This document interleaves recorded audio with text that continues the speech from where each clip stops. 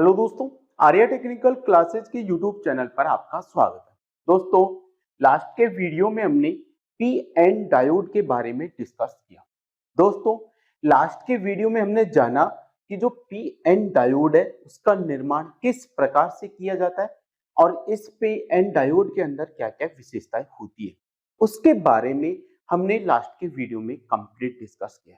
और दोस्तों, आपके कहने के अनुसार मैंने लास्ट के वीडियो को दोबारा रिकॉर्ड करके वापस उसको क्या कर दिया है, डाल दिया है, इसलिए आप उसको दोबारा देख सकते हैं।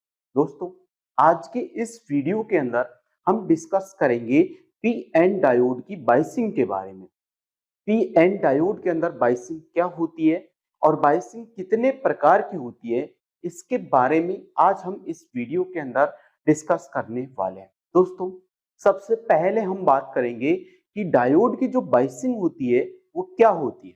दोस्तों, डायोड को किसी बाह्य डीसी सप्लाई सोर्स के साथ जोड़ने की जो प्रक्रिया है वही क्या कहलाती है, बाइसिंग। अर्थात डायोड को किसी बाह्य बैटरी की सहायता से जोड़कर उसको डीसी सप्लाई देने की प्रक्रिया, डायोड को बाह्य डीसी सप्लाई देने की जो प्रक्रिया है वो प्रक्रिया ही क्या कहलाती है, बाइसिंग कहलाती है। तो बाइसिंग की परिभाषा समझ में आ गई होगी। डायोड को हम बाहर से डीसी सप्लाई दे रहे हैं और वो डीसी सप्लाई देने के लिए डायोड को उस बैटरी के साथ क्या करना पड़ रहा है, संयोजित करना पड़ रहा है। अब बैटरी के साथ डायोड को संयोजित करने की जो प्रक्रिया है वो प्रक्रिया ही क्या कहलाती है, बाइसिंग। फिर बात करते हैं कि बाइसिंग कितने प्रकार की होती है। तो डायोड के अंदर जो बाइसिंग होती है वो दो प्रकार की होती है। एक तो होती है फॉरवर्ड बाइसिंग, यानी कि अग्र बाइस बोलते हैं हिंदी में इसको, और दूसरी होती है रिवर्स बाइसिंग, जिसे हम हिंदी में पश्च बाइस के नाम से भी क्या करते हैं, जानते हैं। तो सबसे पहले हम नोट करते हैं परिभाषा कि डायोड के अंदर जो बाइसिंग होती है वो क्या होती है और ये कितने प्रकार की होती है। तो पी एन डायोड को क्या, पी एन डायोड को बाह्य बाह्य डीसी सप्लाई स्रोत के साथ जोड़ने की प्रक्रिया, स्रोत के साथ जोड़ने की प्रक्रिया क्या कहलाती है, बाइसिंग कहलाती है। बाइसिंग कहलाती है। तो डायोड को बाह्य डीसी सप्लाई स्रोत के साथ जोड़ने की जो प्रक्रिया है वो प्रक्रिया ही क्या कहलाती है, बाइसिंग कहलाती है। अब आगे नोट करना है, बाइसिंग दो प्रकार की होती है। बाइसिंग दो प्रकार की होती है। कितने प्रकार की होती है, तो बाइसिंग है वो दो प्रकार की होती है, जिसमें जो पहले नंबर पे जो बाइसिंग आती है उसको बोलते हैं अग्र बाइस। क्या बोलते हैं उसको, अग्र बाइस। और इंग्लिश में इसे लिखेंगे अपन क्या, फॉरवर्ड बाइसिंग। Forward biasing. और दूसरी जो बाइस होती है वो कहलाती है आपकी पश्च बाइस। क्या कहलाती है, पश्च बाइस। और इसको इंग्लिश में हम लिखेंगे क्या, रिवर्स बाइस। क्या बोलेंगे, रिवर्स बाइस। इसको भी बाइस कर लो, बाइसिंग की जगह क्या कर लो, बाइस। एक बाइसिंग है वो दो प्रकार की होती है, एक तो होता है फॉरवर्ड बाइस और दूसरा होता है रिवर्स बाइस। यानी कि हिंदी में बोलेंगे अग्र बाइस और दूसरी को बोलेंगे पश्च बाइसिंग। तो बाइसिंग क्या होती है और कितने प्रकार की होती है ये आपने नोट किया होगा कि जो पी एन डायोड है उसको बाह्य डीसी सप्लाई स्रोत के साथ जोड़ने की जो प्रक्रिया है वही क्या कहलाती है, बाइसिंग। जैसे ये आपके सामने पी एन डायोड है, ये इसका पी वाला टर्मिनल है, ये इसका एन वाला टर्मिनल है। इस पी एन डायोड को किसी बाह्य डीसी सप्लाई सोर्स के साथ जोड़ने की जो प्रक्रिया है वो प्रक्रिया ही क्या कहलाएगी, बाइसिंग कहलाएगी। क्या कहलाएगी, बाइसिंग। तो पी एन डायोड को बाह्य डीसी सप्लाई स्रोत के साथ जोड़ने की प्रक्रिया बाइसिंग कहलाती है। बाइसिंग दो प्रकार की होती है। अब सबसे पहले हम बात करेंगे किसके बारे में, अग्र बाइस यानी कि फॉरवर्ड बाइसिंग के बारे में। ठीक है।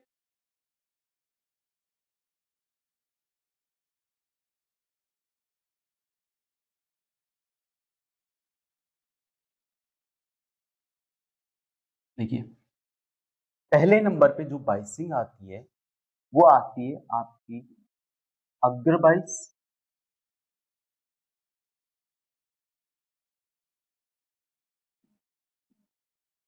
और अग्रबाइस को ही हम जानते हैं किसके नाम से, फॉरवर्ड बाइस।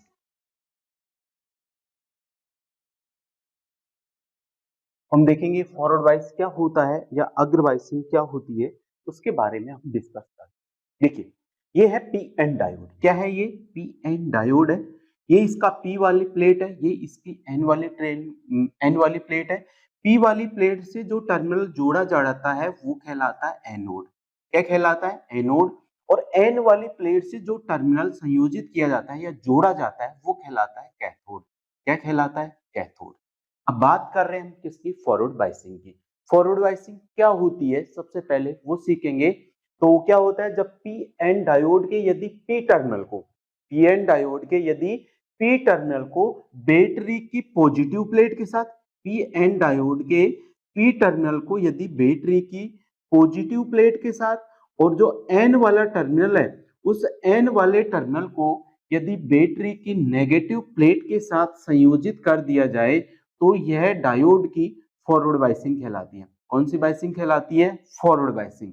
तो फॉरवर्ड बाइसिंग के अंदर हम क्या करते हैं, डायोड की जो पी वाली प्लेट है उसको तो जोड़ा जाता है बैटरी के पॉजिटिव टर्मिनल से, और डायोड की जो एन वाली प्लेट है उसको हम जोड़ते हैं बैटरी के नेगेटिव टर्मिनल से। जब डायोड की इस प्रकार से संयोजित करते हैं तो यह डायोड का फॉरवर्ड बाइस या अग्र बाइसिंग कहलाती है। ये चीज क्लियर होगी।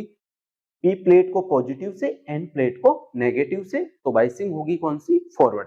अब बात करते हैं कि जब इनको पी वाली प्लेट को पॉजिटिव से जोड़ा जाता है, एन वाली प्लेट को नेगेटिव से जोड़ा जाता है, तो इसके अंदर क्या प्रक्रिया होती है। देखिए यहाँ पर कौन सा टर्मिनल है? पॉजिटिव चार्ज है। यहाँ पर भी कौन सा चार्ज है? आपका पॉजिटिव चार्ज है। यहाँ पर कौन सा चार्ज है? आपका नेगेटिव।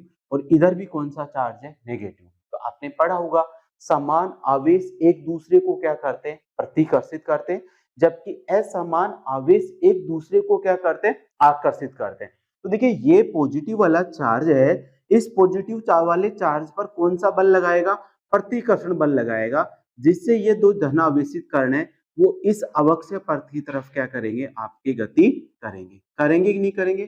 क्यों गति करेंगे? क्योंकि यहाँ पर भी पॉजिटिव चार्ज है, यहाँ पर भी पॉजिटिव चार्ज है, दोनों समान आवेश हो गए, और समान आवेश होते ही दोनों के बीच में प्रतिकर्षण बल लगेगा, जिससे ये धन आवेशित है जो पॉजिटिव चार्ज है, या अपन बोल सकते हैं जो होल्स है वो इस अवक्षय पर्त की तरफ क्या करेंगे? गति करेंगे। ऐसे किसी यहाँ पर कौन सा चार्ज है? Negative charge. और यहाँ पर भी कौन सा चार्ज है? Negative charge. तो इन नेगेटिव चार्ज पर भी यहाँ पर से क्या लगेगा? एक प्रतिकर्षण बल लगेगा, और ये नेगेटिव चार्ज भी इस अवक्षय पर्त के इस तरफ क्या करेंगे? आपके मूव करेंगे या गति करेंगे। अब हम डायग्राम के अंदर देख पा रहे हैं इधर से तो पॉजिटिव चार्ज अवक्षय पर्त पर बल लगा रहा है, और इधर से नेगेटिव चार्ज अवक्षय पर्त की तरफ आ रहे हैं। तो दोनों तरफ से ये जो बहुसंख्यक आवेश वाहक है वो इस अवक्षय पर्त की तरफ क्या करते हैं? गति करते हैं। अब ये जब अवक्षय पर्त की तरफ गति करेंगे तो जो अवक्षय पर्त की जो चौड़ाई है W, उस अवक्षय पर्त की चौड़ाई क्या हो जाएगी? कम हो जाएगी। क्या हो जाएगी? कम। क्यों कम होगी वो समझ में आ गया होगा। इधर से प्रेशर डाल रहा है होल, इधर से प्रेशर डाल रहा है कौन? इलेक्ट्रॉन।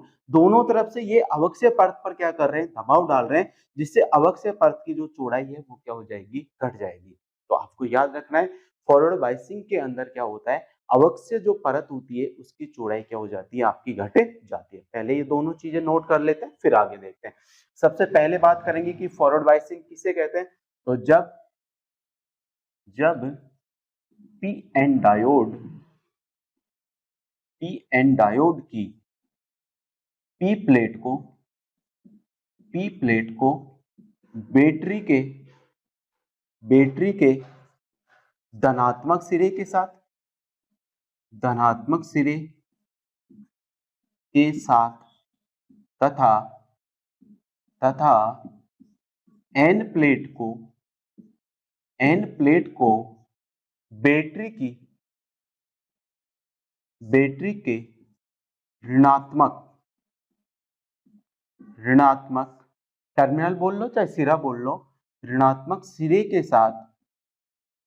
के साथ संयोजित किया जाता है, संयोजित किया जाता है, संयोजित किया जाता है, तो इसे डायोड की अग्र बायसिंग कहते हैं। ये चीज क्लियर हो गई। जब डायोड की पी वाली प्लेट को बैटरी के धनात्मक सिरे से और एन वाली प्लेट को बैटरी के ऋणात्मक सिरे से जोड़ेंगे तो ये डायोड की कौन सी अग्र बायसिंग यानी कि फॉरवर्ड बायसिंग कहलाती है। फिर आगे याद रखना है, अग्र बायसिंग के अंदर अग्र बायसिंग में अवक्ष्य परत यानी कि डिप्लीशन रीजन, अवक्ष्य परत की चौड़ाई घट जाती है। ये चीज समझ में आ गई। अब देखिए अवक्ष्य परत की चौड़ाई क्या होगी, यहां से घट गई तो इधर से क्या होंगे, ये जो एन वाली प्लेट है, इस एन वाली प्लेट के अंदर बहुसंख्यक आवेश वाहक कौन है, इलेक्ट्रॉन। तो इलेक्ट्रॉन क्या करेंगे, इस अवक्ष्य परत को क्या करेंगे, पार करेंगे और अवक्ष्य परत को पार करके कहां आ जाएंगे, पी रीजन के अंदर आ जाएंगे।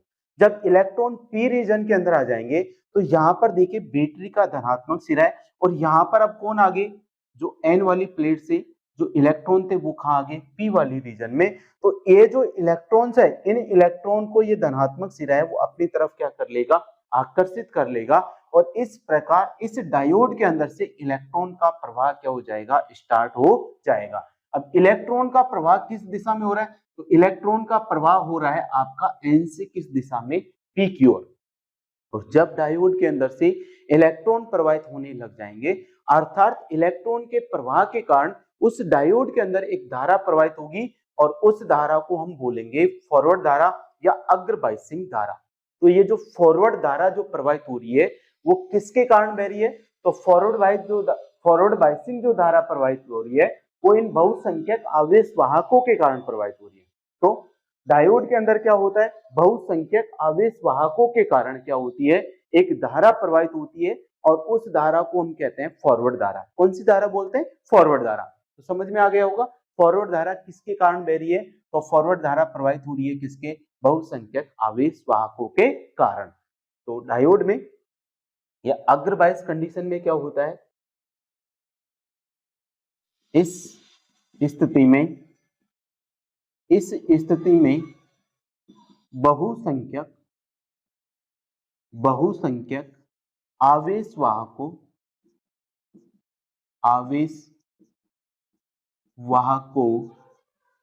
के कारण, बहुसंख्यक आवेश वाहकों के कारण डायोड में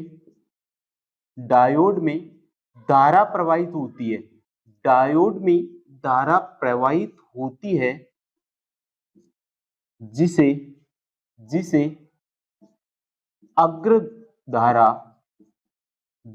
अग्रधारा यानी कि फॉरवर्ड करंट कहते हैं। अग्रधारा यानी कि फॉरवर्ड करंट कहते हैं। तो ये जो फॉरवर्ड करंट प्रवाहित हो रही है, अग्र बायस की जो कंडीशन है उसके अंदर जो धारा प्रवाहित होती है वो धारा किसके कारण बहती है, तो ये जो धारा बहती है वो बहुसंख्यक आवेश वाहकों के कारण प्रवाहित होती है। इतना चीज आपने नोट किया। अब बात आती है कि ये जो फॉरवर्ड धारा प्रवाहित हो गई, अब ये जो देखिए ये मैंने बाहर से बैटरी लगाई है ना, इस बैटरी के वोल्टेज को मैं मान लेता हूं सोर्स वोल्टेज कौन सा, Vs। अब देखिए सोर्स वोल्टेज का पॉजिटिव टर्मिनल ये है, अब और ये है आपका कौन सा, बैरियर पोटेंशियल। बैरियर पोटेंशियल के अंदर तो क्या हो रहा है, इसकी जो दिशा है वो कैसे, पॉजिटिव से नेगेटिव है, जबकि सोर्स वोल्टेज की दिशा इस बैरियर पोटेंशियल के क्या है, विपरीत है। ये तो है आपका सोर्स वोल्टेज और ये है कौन सा आपका बैरियर वोल्टेज। ये स्रोत वोल्टेज और जो बैरियर वोल्टेज होता है इन दोनों की दिशा एक दूसरे के क्या होती है, विपरीत होती है। तो अगर हम बात करें डायोड वोल्टेज की, इस डायोड के सिरों पर कितना वोल्टेज होगा, तो डायोड वोल्टेज को हम लिखेंगे Vd से और डायोड वोल्टेज का फॉर्मूला होता है Vd बराबर होता है Vs माइनस होता है V0। डायोड वोल्टेज वीडी बराबर क्या होता है, वीएस माइनस वी जीरो होता है। वीएस क्या है, आपका सप्लाई स्रोत का वोल्टेज है। वी जीरो क्या है, आपका संपर्क वोल्टेज बोल लो चाहे रोधी का वोल्टेज बोल लो। तो डायोड वोल्टेज का फॉर्मूला होता है वीडी बराबर वीएस माइनस वी जीरो।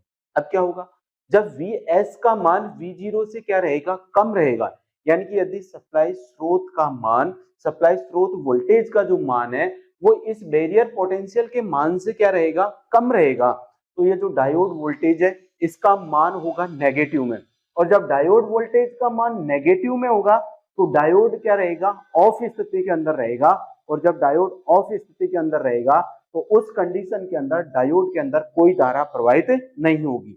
यानी कि आप इस डायग्राम के अंदर समझ सकते हो, जब ये सप्लाई स्रोत वोल्टेज है इसका मान इस बैरियर पोटेंशियल के वोल्टेज से कम होगा, इस डायोड के अंदर क्या होता है, ये जो बहुसंख्यक आवेश वाहक है ये इस अवक्षय परत को पार नहीं कर पाते हैं। इस कारण उस कंडीशन में डायोड के अंदर कोई धारा प्रवाहित नहीं होती है, अर्थात डायोड के अंदर प्रवाहित होने वाली धारा का मान जीरो होता है। अब जिस वोल्टेज तक ये अवस्था रहती है उसको बोला जाता है डायोड का डेड जोन। क्या बोला जाता है, डेड जोन। तो ये चीज समझ में आ गई कि जब सोर्स वोल्टेज का मान V0 वोल्टेज से कम रहेगा तो डायोड के अंदर कोई धारा प्रवाहित नहीं होती है, और इसे डायोड का हम डेड जोन भी कहते हैं। इसको नोट कर लेते हैं पहले।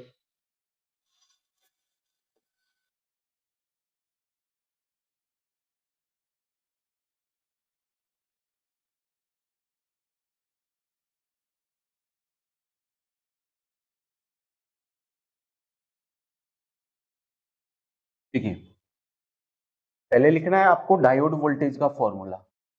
डायोड वोल्टेज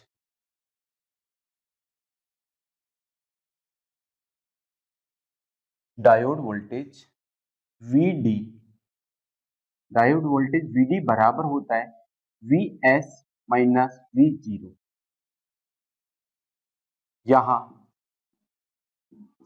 Vs बराबर है स्रोत वोल्टेज, Vs क्या चीज है, स्रोत वोल्टेज, और V0 है आपका क्या, barrier potential, barrier potential.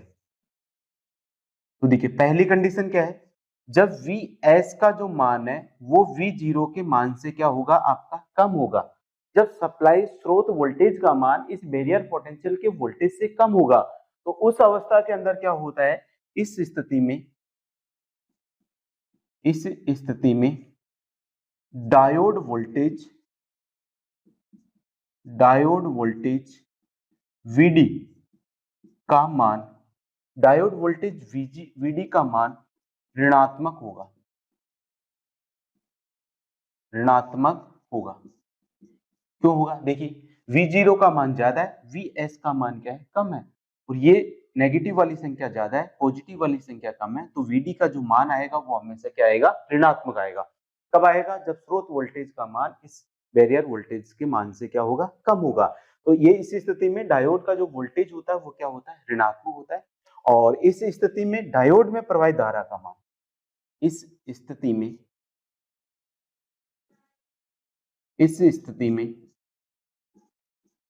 Diode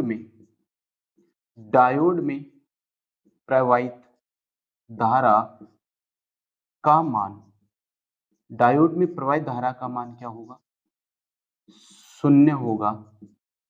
अर्थात जो डायोड है वो क्या होगा, ऑफ स्थिति में होगा। अर्थात डायोड ऑफ यानी कि बंद, ऑफ स्थिति में रहेगा। ये चीज समझ में आ गई। फिर आगे लिखना है, ये जब जिस स्थिति में डायोड के अंदर प्रवाहित होने वाली धारा का मान जीरो रहता है, डायोड ऑफ स्थिति में होता है, उस स्थिति को डायोड का डेड जोन भी कहा जाता है। इसे डायोड का डेड जोन कहा जाता है।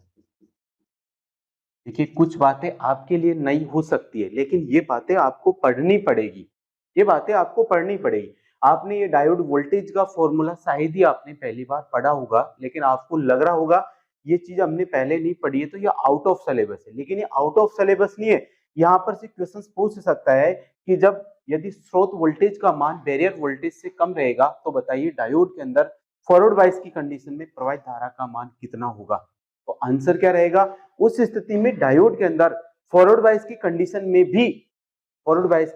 में भी डायोड में प्रवाहित होने वाली धारा का मान क्या रहेगा, 0 रहेगा। यानी कि डायोड के अंदर धारा कब प्रवाहित होगी, जब इस स्रोत वोल्टेज का मान इस बैरियर वोल्टेज के मान से क्या हो जाएगा, ज्यादा हो जाएगा। जब स्रोत वोल्टेज का मान बैरियर वोल्टेज से ज्यादा होगा उस कंडीशन में ही डायोड के अंदर धारा प्रवाहित होगी। और आपको पता है ये जो V0 है इसका मान जर्मेनियम के लिए तो कितना होता है, 0.2 वोल्ट होता है, और सिलिकॉन के लिए कितना होता है, 0.7 वोल्ट होता है। ये मैंने पिछली वीडियो के अंदर आपको लिखवाया था। V0 का मान जर्मेनियम के लिए 0.2 वोल्ट होता है और सिलिकॉन के लिए 0.7 वोल्ट होता है। अगर मैंने यहाँ पर सिलिकॉन इंट्रिंसिक पदार्थ लिया है इस डायोड को बढ़ाने के लिए, तो जब मैं स्रोत वोल्टेज के मान को 0.7 वोल्टेज से ज्यादा ले जाऊंगा तभी डायोड के अंदर क्या प्रवाहित होगी, धारा प्रवाहित होगी। अगर इस स्रोत वोल्टेज का मान 0.7 वोल्टेज से कम रहेगा तो उस कंडीशन के अंदर डायोड के अंदर धारा प्रवाहित नहीं होगी। इसलिए आपको ये चीजें पढ़नी पड़ेगी, ठीक है। तो अगली जो कंडीशन हम देखने वाले हैं वो अगली कंडीशन है जब Vs यानी कि सप्लाई स्रोत वोल्टेज है उसका मान क्या हो, यदि V0 से क्या रहे, ज्यादा रहे।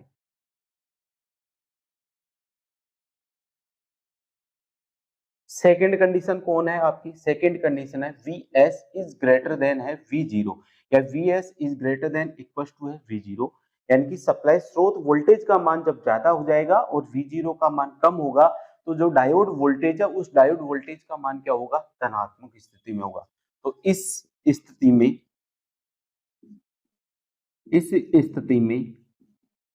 डायोड वोल्टेज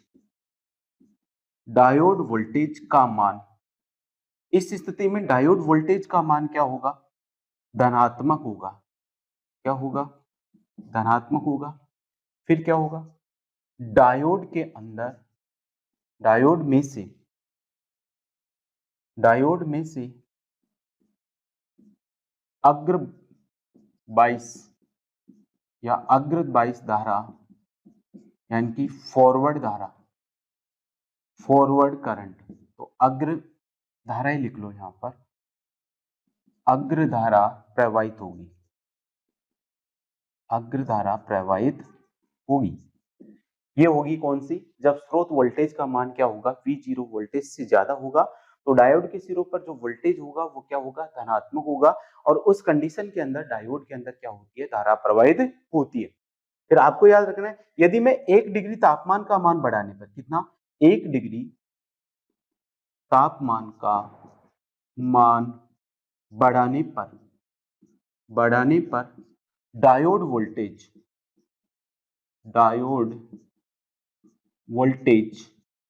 का मान 2.5 मिली वोल्ट घट जाता है।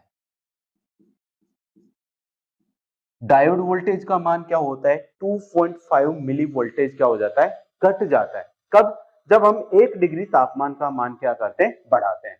तो ये हो गया आपका कौन सा, फॉरवर्ड बायस। तो फॉरवर्ड बायस के अंदर आपको सिंपल सा याद रखना है, डायोड की जो एनोड वाला टर्मिनल या पी वाली प्लेट है उसको बैटरी के जोड़ेंगे प्लस से, डायोड का कैथोड या एन वाली प्लेट है उसको जोड़ेंगे माइनस से। फिर याद रखना है फॉरवर्ड बायस कंडीशन के अंदर क्या होता है, अवक्षय पथ की चौड़ाई क्या हो जाती है, घट जाती है। फिर आपको याद रखना है फॉरवर्ड बायस के अंदर जो धारा प्रवाहित होती है वो बहुसंख्यक आवेश वाहकों के कारण प्रवाहित होती है। किसके कारण बहती है, बहुसंख्यक आवेश वाहकों के कारण। फिर आपको याद रखना है डायोड वोल्टेज का सूत्र क्या होता है, तो डायोड वोल्टेज का फॉर्मूला होता है VD बराबर VS माइनस क्या होता है, V0। जब VS का मान V0 से क्या होगा, कम होगा तो डायोड का जो वोल्टेज है वो क्या आएगा, ऋणात्मक आएगा। और उस कंडीशन में डायोड में प्रवाहित होने वाली धारा का मान क्या रहेगा, 0 रहेगा, जिसे हम डायोड को क्या बोलेंगे, डेड जोन बोलेंगे।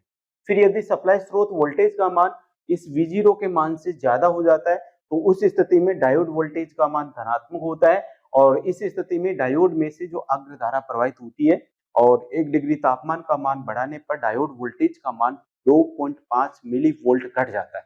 तो ये सिंपल सा था फॉरवर्ड बायसिंग। अब दूसरी बायसिंग हमको पढ़नी है और वो बायसिंग है आपकी कौन सी, रिवर्स बायसिंग।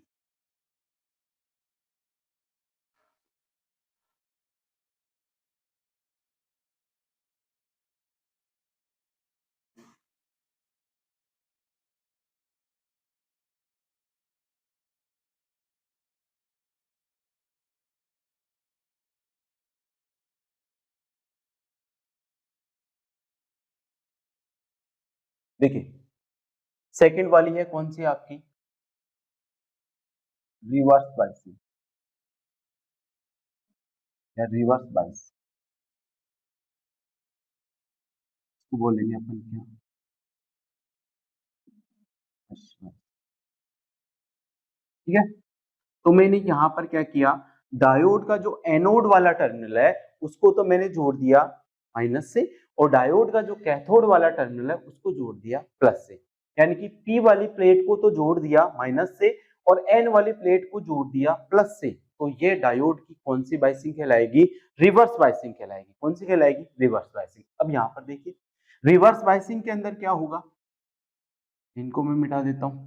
तो रिवर्स बाइसिंग के अंदर देखिए यहाँ पर है बैटरी का कौन सा टर्मिनल, नेगेटिव आवेश है, नेगेटिव टर्मिनल है, और यहाँ पर कौन सा आवेश है, धन आवेश है। तो ये दोनों आवेश एक दूसरे के क्या हो गए, विपरीत हो गए। और जब विपरीत आवेश होंगे तो वो एक दूसरे को क्या करेंगे, आकर्षित करेंगे, जिससे ये पॉजिटिव चार्ज है वो इस तरफ क्या करेंगे, आपकी गति करेंगे। बैटरी के नेगेटिव टर्मिनल की तरफ क्या करेंगे, ये गति करेंगे, इधर गति करेंगे।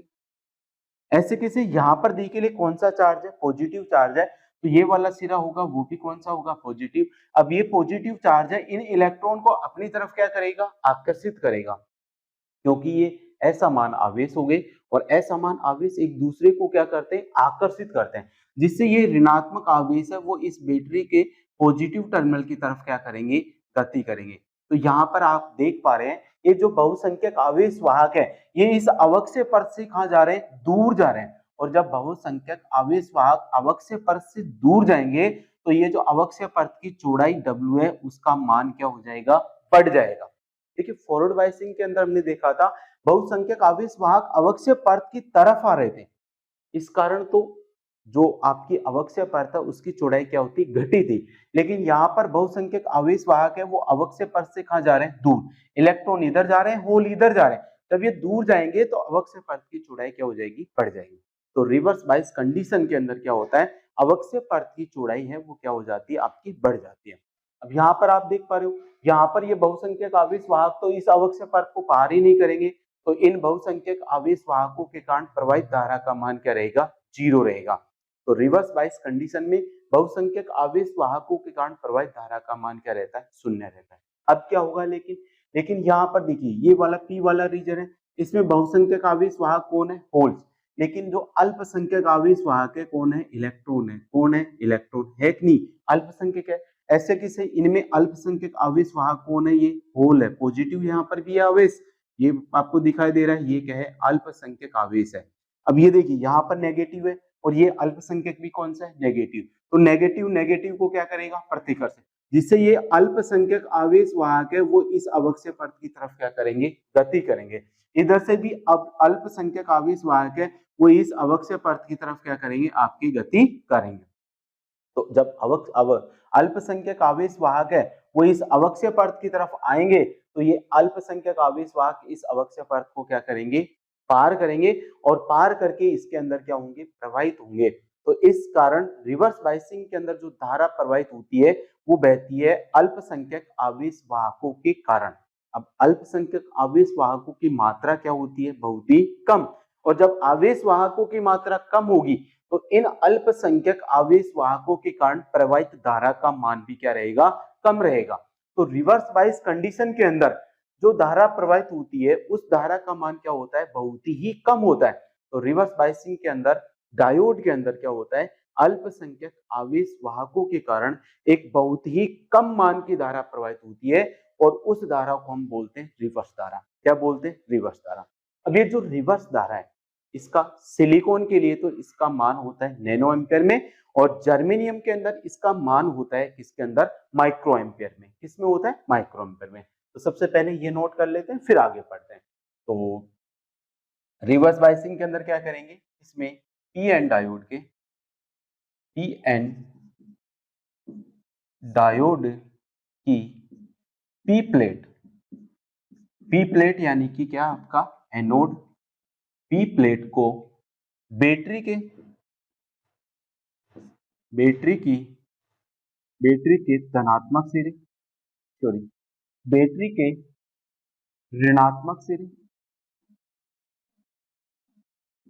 बैटरी के ऋणात्मक सिरे के साथ तथा एन प्लेट को क्या बोलेंगे हम, कैथोड, तथा एन प्लेट को बैटरी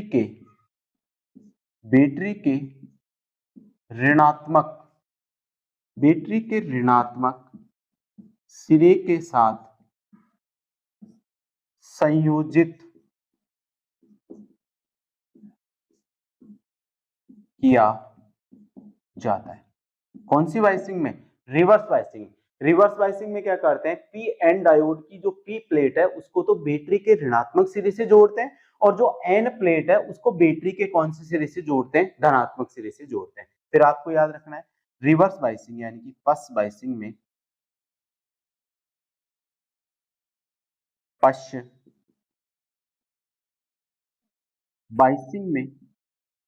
अवक्षय परत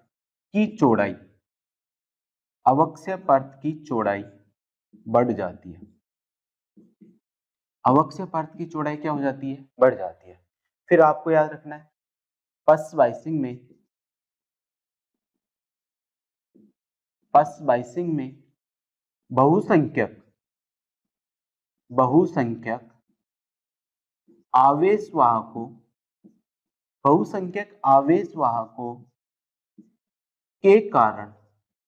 बहुसंख्यक आवेशवाहकों के कारण कोई धारा प्रवाहित नहीं होती,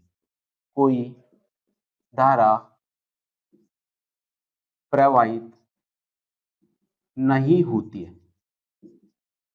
ये चीज क्लियर है? बहुसंख्यक आवेश वाहक तो इस अवक्षय परत से कहां जा रहे हैं? दूर जा रहे हैं। इस कारण इन बहुसंख्यक आवेश वाहकों के कारण पश्च बाइसिंग कंडीशन में कोई धारा प्रवाहित नहीं होती है। फिर आगे इसी के अंदर नोट करना है आपको,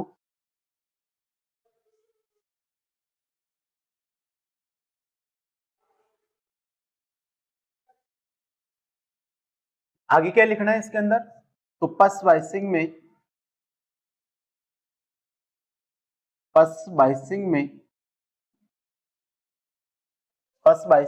अल्पसंख्यक आवेश वाहकों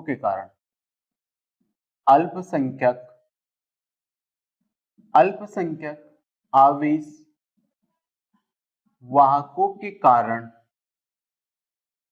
अल्पसंख्यक आवेश वाहकों के कारण बहुत कम मान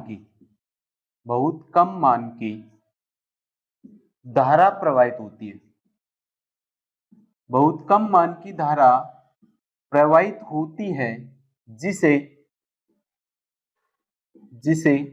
पश्च धारा यानी कि रिवर्स करंट कहा जाता है।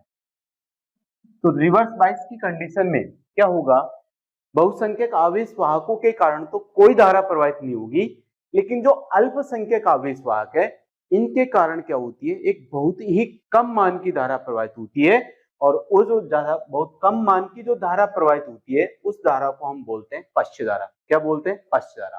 अब इसमें बाद में लिखना है सिलिकॉन के लिए तो पश्च धारा का मान होता है नैनो एम्पियर में, और जर्मेनियम के लिए पश्च धारा का मान होता है माइक्रो एम्पियर में। तो सिलिकॉन डायोड में पश्च धारा यानी कि रिवर्स करंट पश्च धारा का मान नैनो एम्पियर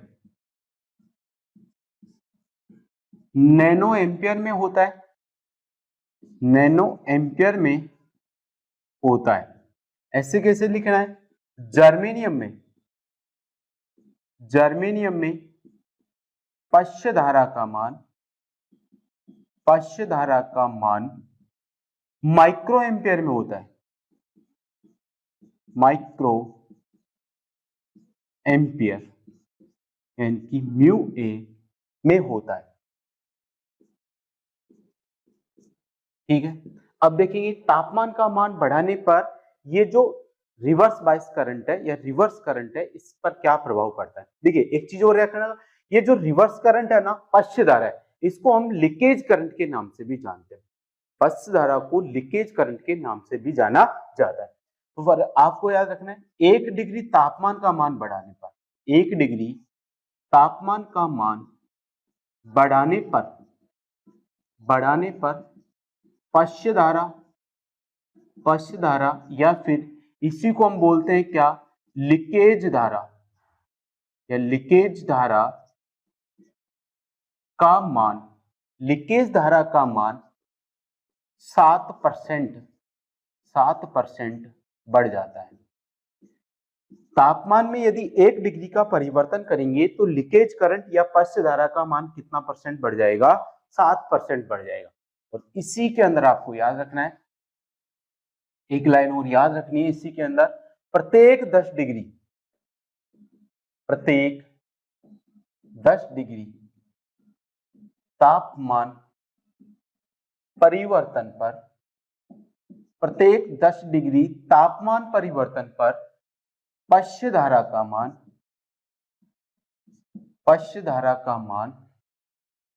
2 गुना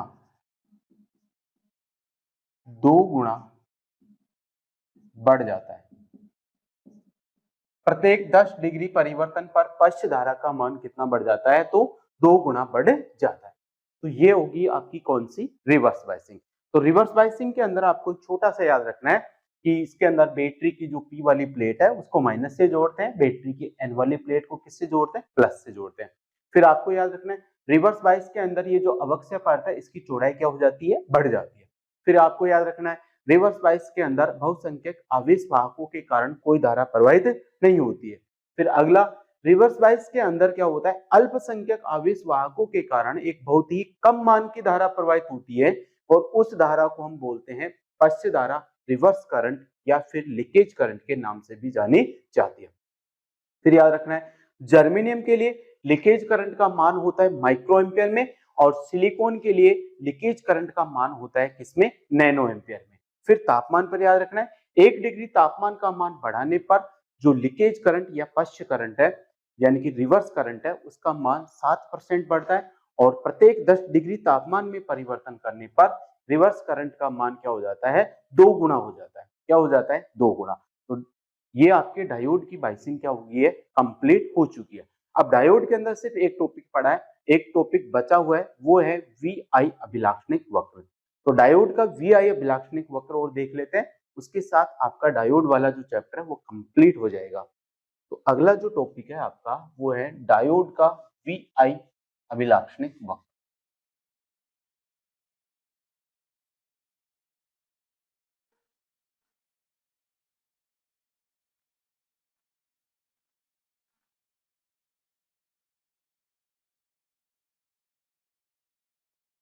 VI अभिलाक्षणिक वक्र, VI अभिलाक्षणिक वक्र। देखिए VI मतलब डायोड के सिरों पर हम जो सोर्स वोल्टेज लगा रहे हैं उसके कारण इस डायोड के अंदर जो फॉरवर्ड बायस के अंदर जो धारा प्रवाहित हो रही है, डायोड के अंदर प्रवाहित होने वाली धारा और डायोड के सिरों पर आरोपित वोल्टेज, इनके बीच में हम जो ग्राफ खींचते हैं वो ग्राफ ही क्या कहलाता है, VI अभिलाक्षणिक वक्र कहलाता है। तो डायोड में प्रवाहित धारा, डायोड में प्रवाहित धारा तथा डायोड के सिरों पर, डायोड के सिरों पर आरोपित वोल्टेज के बीच खींचा गया ग्राफ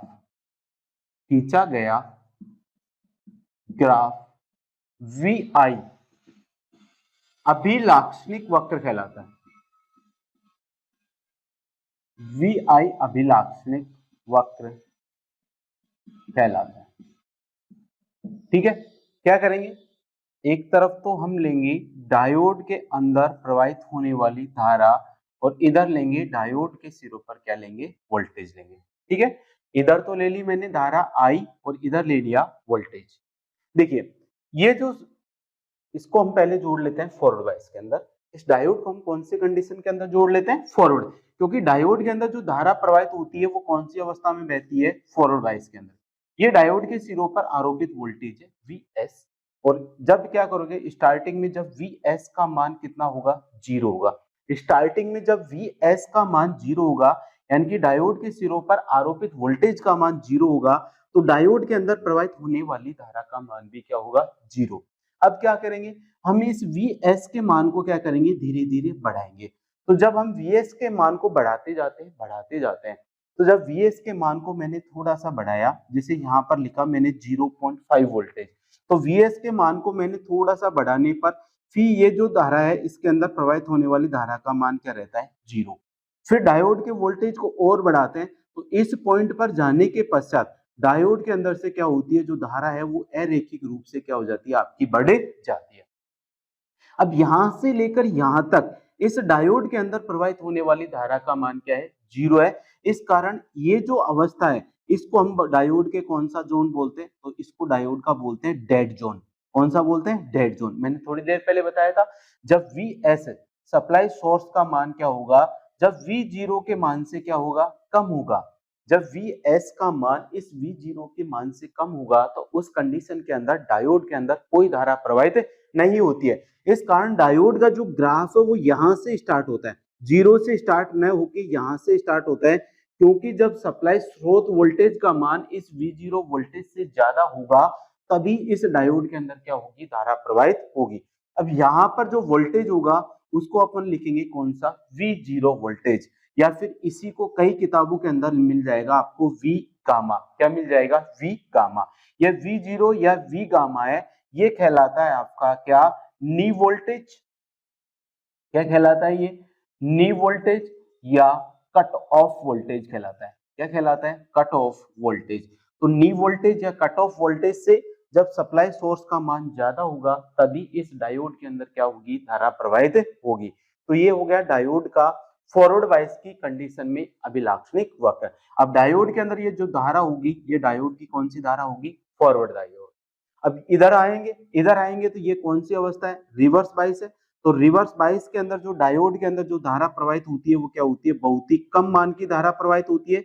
और ये जो कम मान की धारा प्रवाहित होती है, तो उसको हम ग्राफ की सहायता से कुछ इस प्रकार से क्या करते हैं, अपन प्रदर्शित करते हैं। अब ये रिवर्स धारा को अपन कहां तक प्रदर्शित करेंगे, तो इस रिवर्स धारा को हम प्रदर्शित करेंगे VBR तक। ये VBR क्या चीज है, तो VBR है reverse breakdown voltage. VBR क्या है, reverse breakdown voltage. Reverse breakdown voltage क्या होता है, जैसे ही हम क्या करेंगे, रिवर्स बायस की कंडीशन में, रिवर्स बायस की कंडीशन में डायोड के सिरों पर वोल्टेज का जो मान है वो बढ़ाते जाएंगे। जैसे ही इसके वोल्टेज का मान VBR वोल्टेज से ज्यादा होगा, तो जो डायोड है वो क्या हो जाता है, आपका खराब हो जाता है, और वो अवस्था उसकी ब्रेक डाउन अवस्था कहलाती है। उस कंडीशन के अंदर डायोड के अंदर जो प्रवाहित होने वाली धारा है उसका मान अचानक से क्या हो जाता है, बढ़ जाता है। ये हम बढ़ेंगे रिवर्स ब्रेक डाउन वोल्टेज। इसको हम जब डिस्कस करेंगे, वो डिस्कस करेंगे इसके जेनर डायोड जब हम पढ़ेंगे तब। जेनर डायोड है वो रिवर्स ब्रेकडाउन के सिद्धांत पर ही काम करता है। तो जो रिवर्स ब्रेकडाउन वोल्टेज क्या होता है, इसके बारे में जब हम जेनर डायोड पढ़ेंगे तो उसके अंदर यहाँ पर डिस्कस करेंगे। तो अभी सिर्फ आपको यही याद रखना है कि फॉरवर्ड बायस के अंदर तो क्या होता है, जब सप्लाई सोर्स का मान इस नी वोल्टेज या कट ऑफ वोल्टेज से ज्यादा हो जाता है, तब इस डायोड के अंदर क्या होती है, धारा है वो अरैखिक रूप से क्या होती है, बढ़ती है। जबकि रिवर्स बायस के अंदर क्या होती है, रिवर्स बायस के अंदर रिवर्स वोल्टेज का मान बढ़ाने पर इसके अंदर क्या होती है, बहुत ही अल्प मान की धारा प्रवाहित होती है। और ये जो अल्प मान की धारा प्रवाहित होती है वो कहां तक प्रवाहित होती है, जब तक रिवर्स बायस वोल्टेज का मान VBR वोल्टेज तक क्या होता है, आपका पहुंचता है। VBR क्या है, आपका रिवर्स ब्रेकडाउन क्या है, वोल्टेज है। तो ये क्या हो गया, डायोड का VI अभिलाक्षणिक वक्र हो गया। तो आज के वीडियो में हमने पढ़ा डायोड की बायसिंग, दो प्रकार की, फॉरवर्ड और रिवर्स बायसिंग। उसके बाद में देखा डायोड का VI अभिलाक्षणिक वक्र। तो ये जो डायोड वाला चैप्टर है वो आपका कंप्लीट हो चुका है। अब जो नेक्स्ट वीडियो मैं आपके लिए बनाऊंगा वो बनाऊंगा ट्रांजिस्टर के ऊपर। अब ट्रांजिस्टर के बारे में जानने के लिए आपको वेट करना पड़ेगा नेक्स्ट वीडियो के। तो आज के लिए बस मिलते हैं आपको नेक्स्ट वीडियो में।